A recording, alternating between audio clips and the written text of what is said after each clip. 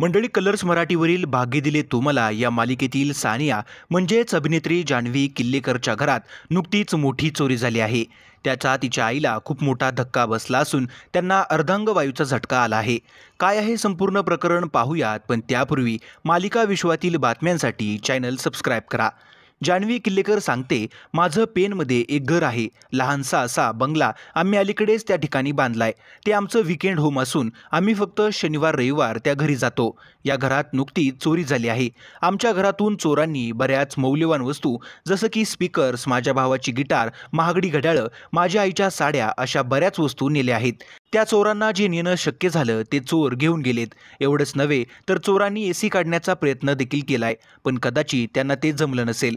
पेनचे पोलीस या सगळ्या प्रकरणाचा शोध घेत आहेत, पण चोर सापडतील की नाही याची शाश्वती नाही. याचं कारण म्हणजे आम्ही फक्त विकेंडलाच तिथे जातो, त्यामुळे नेमकी चोरी कोणत्या दिवशी झाली याची आम्हाला कल्पना नाही.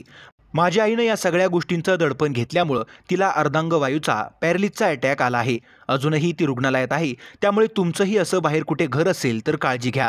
जान्हवीच्या या व्हिडिओवर कमेंट करत नेटकऱ्यांनी तिला या कठीण प्रसंगात पाठिंबा दिला आहे.